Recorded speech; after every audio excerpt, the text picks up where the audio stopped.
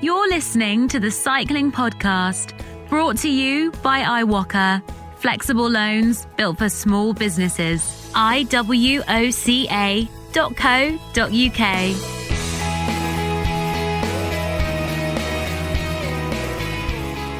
Hello, I'm Lionel Burney and welcome to the Cycling Podcast. No Richard or Daniel this week, but don't worry, they'll be back next week. And that's because this episode features my conversation with Allan Peiper, the Australian sports director with UAE Team Emirates. Now, Peiper was in the team car behind Tadej Pogacar during the time trial to La Planche de Belfi when he overturned Primoz Roglic's 57-second advantage in just 36 kilometres to win the Tour de France. It was a most unlikely comeback. Or was it? We'll find out what Allan thought in a little bit. But first, there is some news to recap this week. And first up, Doug Ryder and co have been working to save their team after NTT announced they'd be pulling out as title sponsors. It's been confirmed that the team will continue as Team Quebecer Assos.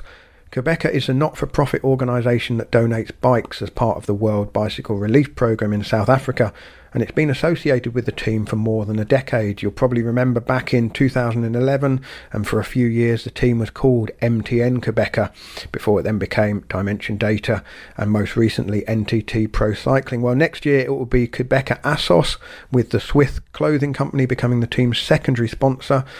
And although there are reports that suggest the team may well have the smallest budget in the World Tour, and perhaps by quite some way, it is at least continuing. The team has lost a number of well-known riders, including Michael Valgren, Louis Menkes, Ben O'Connor, Ryan Gibbons, and last week we heard that Edvald Boasson-Hagen would be joining Total Direct Energy, but they have added Simon Clark from EF Pro Cycling, Kilian Franchini from Groupama FDJ, and Dimitri Kleiss from Cofidis. Alex Dowsett has had to postpone his world hour record attempt, which was set for December the 12th at Manchester Velodrome, because he's contracted coronavirus. He said he was experiencing mild symptoms and is looking to recover and hopes to set a new date for the record attempt in 2021. Fabio Jakobsen of De Koning Quickstep is back on his bike for the first time since his terrible crash at the end of Stage 1 of the Tour of Poland. The Dutchman had undergone surgery to repair his jaw using part of his pelvis. He's scheduled to have another operation in January, and although there's no indication yet when he might be able to return to competition, he is back on his bike. The stop-start medical tribunal into the fitness to practice of former Team Sky and British cycling doctor Richard Freeman resumed, with evidence from a former teammate of Shane Sutton's and the father of former Olympic and world champion Nicole Cook. Ketoslav Palov, who rode the 1987 Tour de France for ANC Halfords with Sutton, alleged that Sutton had been given £10,000 worth of performance-enhancing drugs that year. And Tony Cook, Nicole Cook's father, also said that he had contacted UK anti-doping with concerns about Sutton in 2013, concerns that he felt would not be followed up. There are 22 charges against Freeman by the General Medical Council, 18 of which Freeman has accepted, including one that he ordered the banned substance testosterone in 2011. One of the charges he denies is that the testosterone was ordered to be given to a rider. Instead, he says it was used to treat Sutton's erectile dysfunction, which is something that Sutton denies. Now, this hearing has been going on and off for months. It's been disrupted by coronavirus and other factors, and it looks like it will resume again in the new year, and we await the findings of the GMC. Finally, some transfer news. The big one is Miguel Angel Lopez is leaving Astana to join Movistar. He's swapping sort of baby blue for light blue. The Colombian, who turned pro for Astana in 2015, won the Col de la Loze stage of the Tour de France and finished 6th overall, but his season came to an abrupt end when he hit a bump in the road during the opening time trial at the Giro in Palermo and was forced out of the race. Josef Černý, the Czech time trial champion who won stage 19 of the Giro, that's the one which was cut in half after a rider protest, you'll remember, will ride for De Koning Quickstep next season. He was looking for a new team with the news that CCC would be coming to an end. And another CCC rider to get a contract for 2021 is the American Will Barter. He came within a whisker of winning the time trial at the Vuelta, only to be beaten by Primoz Roglic. And next season he will line up for EF Pro Cycling. You're listening to the Cycling Podcast, brought to you by iwoca. Flexible loans built for small businesses. Join 50,000 customers taking on life's twists and turns and scaling new heights with iwoca. If you run a business, find out more at iwoca.co.uk, iwoca.co.uk. Thank you to iwoca for supporting the Cycling Podcast.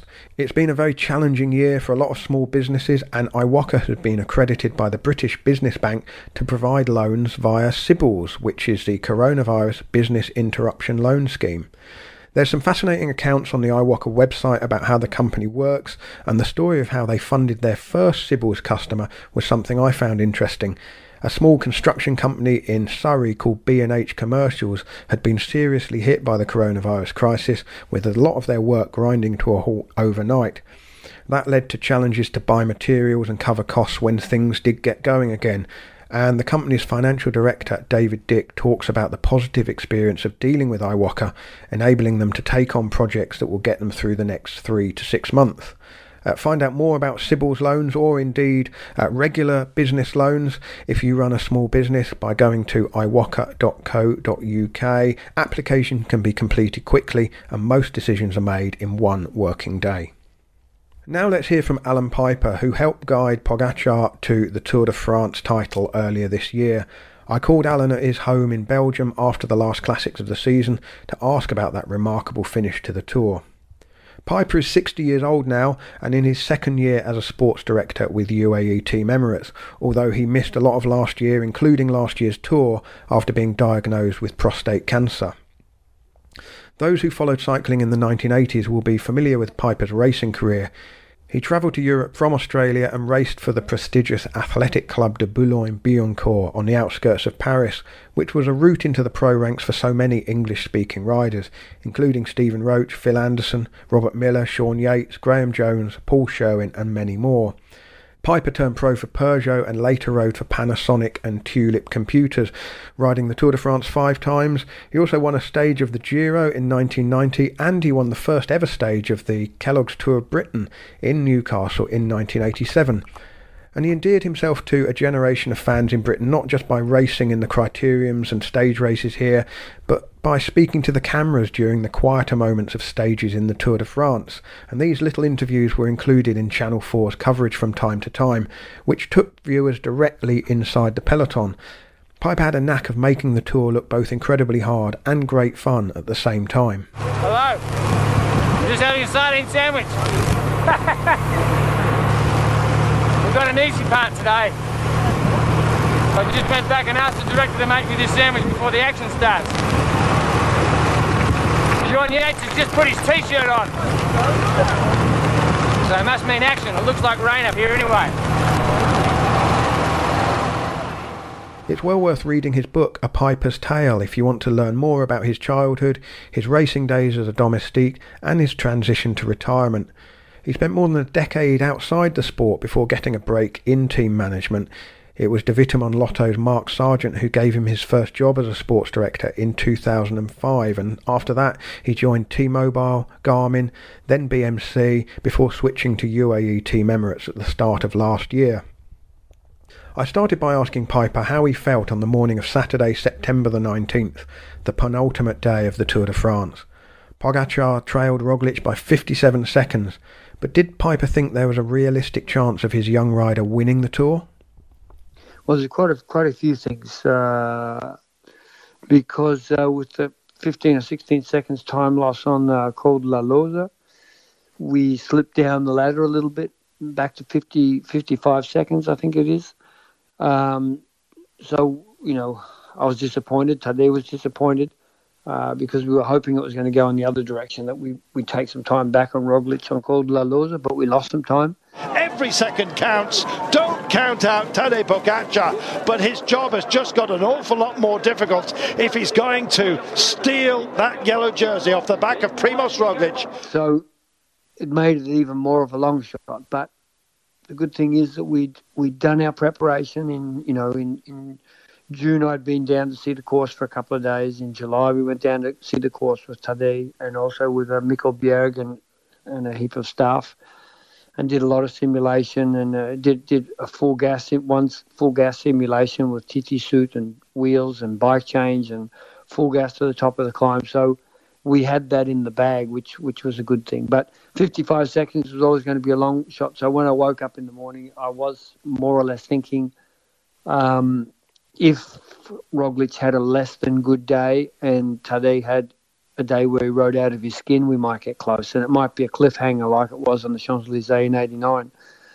And I'd already seen that back in June, that definitely top 10 positions could change on that final day, and even the winner of the Tour de France might be different than everyone thought on the last day. I didn't know back in June it was going to be Tadej, but I could see that the writing was on the wall there,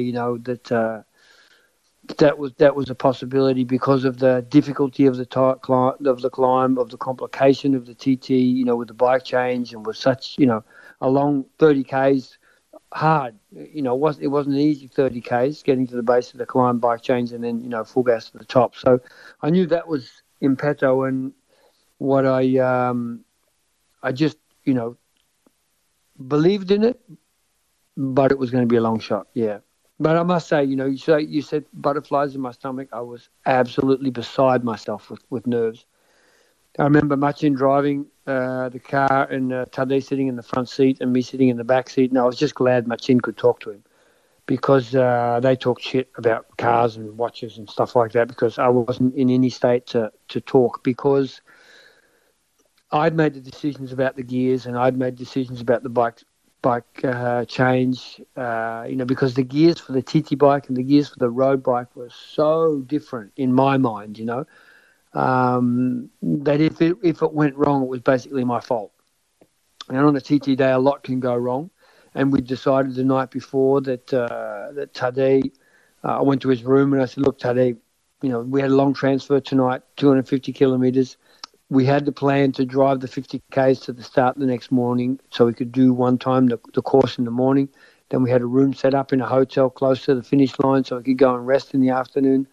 But I said, do you want to do that? Or because we've had such a long transfer, the course anyway, do you just want to sleep long, put the rollers in your room, you do a half an hour on the rollers before breakfast, go for breakfast, we leave, and you just go straight to the hotel. Don't even go and look at the course. And he said, yeah, let's do that.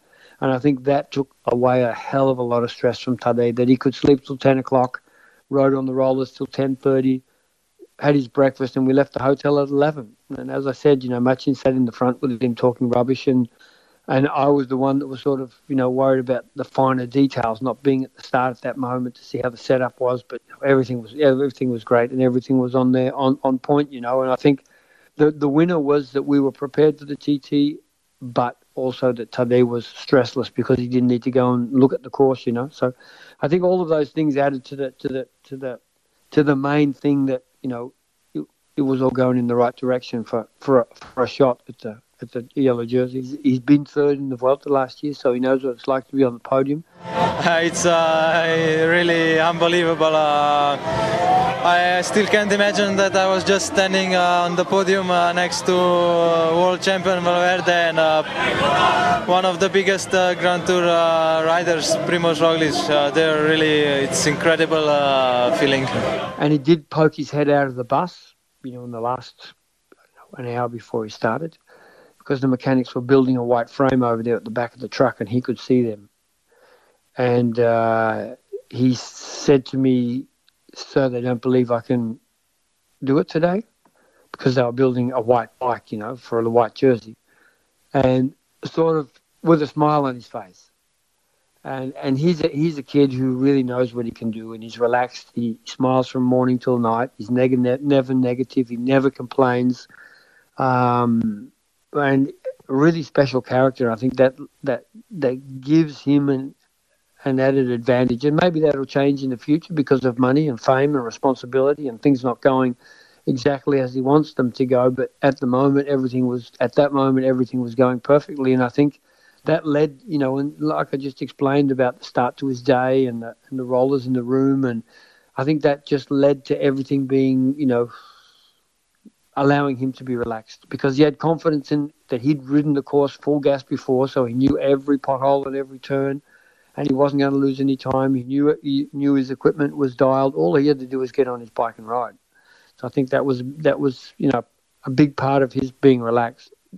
A lot of riders like to be talked to on the radio. Some don't like to be talked to on the radio. Some like to just get the most important points. Some guys want to be cheered on. And Tadej likes all of that. He likes information. He wants to be talked to, but he also wants to be cheered on. And I'd already decided, a couple of months before the tour, that we'd bring in his Slovenian director from the national team, Andrej Hopman, who's one of our directors as well since last year.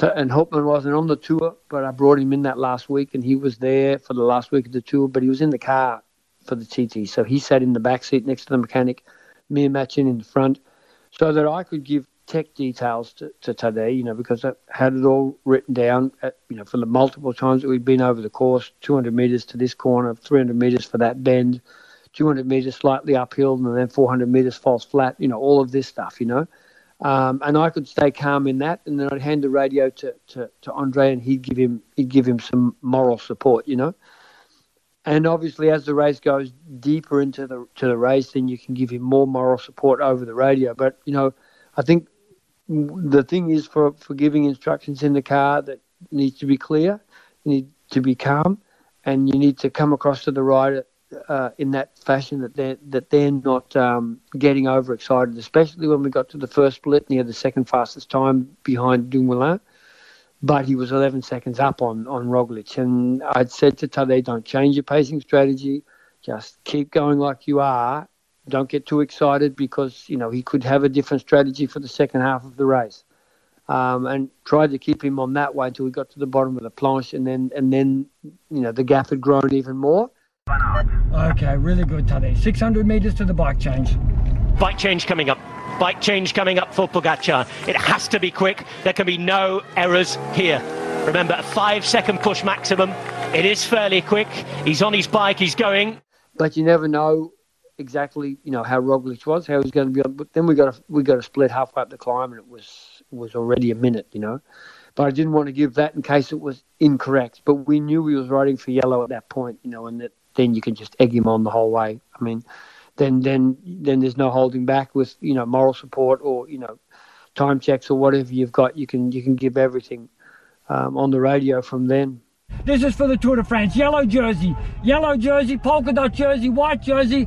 Come on, mate, it's all for you. Probably halfway up the climb, we knew he was in it for the win. For sure the last kilometre I got to check, and he was 140 up or something like that.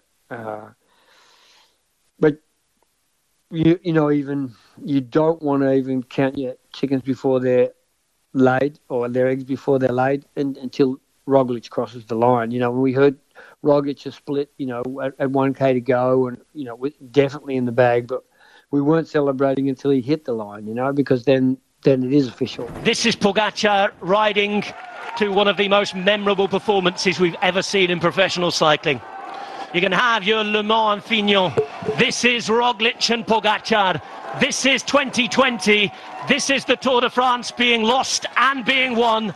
And look at the horror on the faces of Dumoulin and Van Aert. They cannot believe what they're seeing. Neither can we. And Tadej Pogacar is 250 metres away from turning the tables and winning the Tour de France in the most dramatic fashion since 1989. Tadej Pogacar started the day with a little bit of hope. He had better believe it now. Tadej Pogacar, only 21 years of age. By the time he turns 22 on Monday, he will be wearing the yellow jersey as a winner of the Tour de France. Pogacar across the line. He takes the stage. He takes white. He's the king of the mountains. And he is the winner of the 2020 Tour de France. Yeah, it was definitely a pinnacle point in my life, that's for sure. Yeah. I came to Europe when I was 17 with $300. And I had a quite up and down getting to be turned pro, and was pro for 10 years. And out of the sport for 10 years before I could get a job back in the sport as director sportif with Lotto. I've had 16 years as director sportif, and built a life here, built a lifestyle here, been 5 years through cancer treatment and chemo last year, which sort of, took me to the brink of my existence. So, getting back into the car, which I was doubting last year, even at the start of this year, I went to Tour Down Under, was concerned about my eyesight, was concerned about my reflexes, was concerned about my endurance, that I'd be able to drive races and put in a full day. And, because a lot of the days are really long for the director sportif, as well as the staff. You're up early, you finish late, constantly thinking in your mind and planning about, a lot of stuff that goes on. So I didn't know if I could do that. So there were a lot of steps getting back to where I was. And I knew a few months before the tour that I had the reins in the Tour de France. So I could really put my stamp on it, But getting to the finish line there, I just saw the whole culmination of my life, the cancer treatment. And I'm getting emotional right now. Yeah. It's like it all came together, and I think I just got down on my haunches and next to the car and just had a really good cry. Tadej Pogacar will take the yellow jersey on the Champs-Élysées tomorrow, and we have seen one of the performances in the history of this great sport. Best time.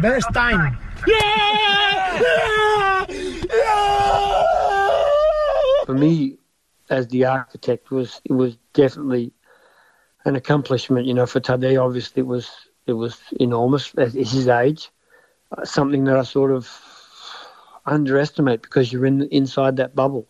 You don't realise a kid, wins 3 stages in the Tour de France and takes 3 of the jerseys and wins the Tour in such a fashion, because you're there next to him every day. You've sort of lived with him more or less for months and seen the whole progression. Yeah, having, for the team it was obviously out of the blue, but if I have a look at my own role, the months leading up there, as I said, the preparation to Planche de Belfi, I saw 12 of the stages, crisscrossing France as soon as lockdown was finished, to go and see the most important stages and the finals and take riders there against their will and show them the stages and the important points which really counted in the end. And then having a team where we were basically limping to Paris. We'd lost 2 of our riders. We had De La Cruz with a fractured coccyx the whole race. We had Marco Mercato with a bladder infection, and it just went on and on, that we couldn't control anything. So it was just the grace of the gods, put it in our lap, basically. Chute à l'arrière du peloton, cycling podcast team car at the back of the pack, please. That's Seb PK interrupting my chat with Allan, just to remind me to tell you that this episode is sponsored by HelloFresh, and you can get 50% off your first HelloFresh box and 35% off your next 3 with the code CYCLING at hellofresh.co.uk. Now, HelloFresh provides all the ingredients you need delivered to your door in a box, together with step-by-step recipe cards, so you can cook up delicious dinners from scratch the easy way. It doesn't really feel like cheating because you're still able to put all the love and care into preparing the meal. It's just that the faff is taken out. You don't have to go around the supermarket looking for this ingredient and that. You don't have to compromise on the recipes because you've run out of something. Everything comes measured out, so you're not wasting ingredients either. And one of the things that has really appealed to us over the couple of years or so that we've been using HelloFresh is that it's enabled us to increase the number of vegetarian meals we've eaten. Now, I don't want to be stereotypical, and this says more about my cooking skills than it does about vegetarianism in general, but I have found it's difficult to get flavour into vegetarian meals. I found it difficult to have the same sort of variety, but the HelloFresh recipes are absolutely fantastic in enabling you to, well, some weeks we have an entirely vegetarian box delivered, so you get that choice week by week. You can go through the list of meals available and select from the menu. You can do that on the app as well if you want, and then everything arrives in a box. There's no waste because everything's measured out for you. There's not much packaging waste either because HelloFresh has really worked hard to make the meal boxes 100% carbon neutral as well. So it's not just convenient, it's sustainable as well. So if that sounds like the way you want to revolutionise dinner time, Go to hellofresh.co.uk and enter the code CYCLING to get 50% off your first box and 35% off the next 3. One of the pivotal moments of the Tour de France came during Stage 7 to Laval. Crosswinds and crashes caught out a number of riders, including Pogacar, who'd been just 7 seconds behind Adam Yates, who was in yellow at the time, and 4 seconds behind Roglic. The crash was costly. He lost 1 minute 21. One group, two group, three groups. It was all won 10 minutes ago. It's splitting up already, and we all know that with 32 kilometres still to go, these gaps could be huge. Who needs mountains, eh? Yes, and we can see that group two there. Is that Pogacar just getting back in? It looks like him on the front. We see that he had a puncture a bit further down the road. So, yeah, that's not a place where he should be. But, of course, yeah, the mechanical problem probably, pushed him back a bit as we got to this section. Yeah, it is funny, Lionel, how things turn out. I mean, obviously after the stage, I was beside myself with rage at the way the team had ridden and let him down. Okay, there were some circumstances. He punctured 10 Ks before the crosswind. There was a crash of the Bahrain guys 5 Ks before the crosswind. Our guys were all over the place, and when the crosswind happened, we were nowhere. There were 70 guys in front, unacceptable. But yeah, as it turned out, and I'd said to him the day before, that night, he said, I'm going to attack tomorrow. I said, no, you're not going to attack tomorrow. It's too far from the finish and it's not decisive enough going over the Pura Sword. You let them see who you are, and they bring back time on you in the descent, and it's all been, for less, and then they know who you are, and he did it anyway. Next attack to go from Pogacar. Remember, 1 minute and 20 down on most of these guys. Maybe given a little more leeway. Let's see. Fastest climb ever on the Pura Sword, and descended to the finish and took 40 seconds back, which was, pretty amazing. And they underestimated him maybe there, but, already there, they saw who he was. And I think in the end it was a blessing in disguise. Funny enough, I did think it would be a long shot, but I did think we were in the best position because we were never going to have to defend. And if we had to defend, they'd take us apart. And if they took us apart, we might never get back on even ground again. So coming from the back was the best thing we could do. And a lot of people said, yeah, but you rode in the shadow of Jumbo-Visma for 3 weeks and then just took it off him on the last day. And I said, yes, you can say that. That's true. We couldn't do anything about that. But at the same time, it was Tadej that got rid of all the other contenders. It was his attacks that unloaded other contenders and put them at a distance, Roglic never had to attack once in the whole race, never had to attack to make a difference, and because Tadej was the one that did it for him. So I think there was there was a sort of a win-win situation for both of them, and so it was going to be a time trial, shootout.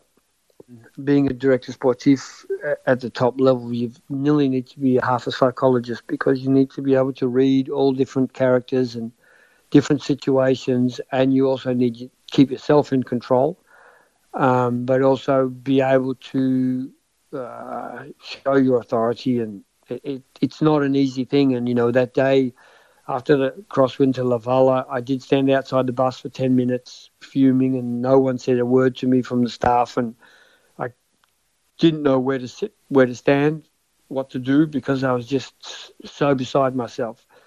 I'd given the guys time to have a shower, and he got into the bus, and I said, okay, let's do a debrief. So I sat down and I said, I'm just going to say one thing. How the did we miss that break with 70 riders? How the did that happen? Tell me. And that's all I said. And then I went from rider to rider. They had their heads down, the tails between their legs, and every rider told me their story, and that was it. Once the story was out, we talked about it, and we put it to bed, and we moved on from it. And I think I gave them the responsibility without tearing strips off them personally in the group, or making them look stupid, or showing how disappointed I was, because that's not the point either. You need to turn that responsibility back onto them, and by giving them the voice to explain why and how, that very much puts it back in their lap again, And I think that was a good thing that we did really good at this tour. Right from the start, they were the ones talking, We met before the tour, and I asked them, I asked all of them in a meeting a couple of days before. So I want to hear from all of you where you are now, how you think you're going, or where you've been, how you think you're going, and what are you expecting from the Tour de France. And that way the cards are on the table for all of them. They could all have a voice, and I kept on that thing about them speaking, and every debrief after the race I'd talk, and then they'd all have a moment to talk for themselves and explain the situation. And that we kept on clearing all the time, and that was one thing that Tadej had asked for, and Neil Stevens brought into this team at the start of last year, was doing the debrief. It's not always easy, but in that debrief, what I've learned is that the boys have the voice, and when they've got their own voice, they're responsible for what they're doing, but they also grow through that, So I think in that Laval day, we put it to bed that night, and we moved on the next day, and we stayed on track. I came out the next day, and I remember saying in the meeting in front of the bus before we did the PowerPoint, I said, I don't know about you guys, but I'm going to fight all the way to Paris. Peiper retired relatively young. He was only 32 when he stopped racing, but he found that a decade of experience in the peloton did not readily open doors to team management. In the early 1990s especially, it was a pretty Eurocentric sport, and it wasn't until 2005 that he got an opportunity to get behind the wheel of a team car. Well, at the end of 91, I had an opportunity from Jim Ockowitz to join Motorola as their lead director, but I wanted to ride one more year. And anyway, the opportunity passed, and there wasn't a position at the end of the year after, the end of 92, when I finished. Jim didn't have an opportunity for me anymore, so I asked around a lot of teams, but it was very nationalistic then. The Dutch only wanted Dutch people, and the French only wanted French people, and the Belgians only wanted Belgian people. So I did some TV, Channel 4 and SBS Australia and Eurosport and Tour de France and, NBC. I worked for a lot of different people especially in that first year, wrote a lot of articles for magazines. I had Phil and Paul, who were the front runners of English commentary, so that sort of cut down my opportunities or to do some TV work. And in the end, I realised it wasn't going to be a full-time job. So my wife then had a fast food business in Belgium. So you need to earn $1, so that's what I stepped into, and did that together for 8 or 9 years. We had a lot of good gigs, like the football in Anderlecht or against the Fest, but we also tried to do some bike races because that's what I knew. And we went to the Ronde van Vlaanderen. We had 3 or 4 points on Ronde van Vlaanderen Day, where we had 3 or 4 different stands. We tried to go to Paris-Roubaix, but we got chased away a few times by the French. And went to Amstel Gold Race, and we did get Wevelgem, and I had a place, at a lot of the races, Newsblad at the bottom of the Molenberg, and so that was a part of that life for a lot of years, and I pined to be back in cycling, but my time wasn't ripe yet at that moment, until we finally broke up, and I went to Australia by myself for 6 months. Travelled around Australia, missed my son so much because he was very young then, and came back to Belgium and did a Tour de France as a tour guide with a tour operator, and started asking around for a job, and got one as a director sportif with David Monlotto. So it was a bit of and things had changed in those 10 years, 12 years.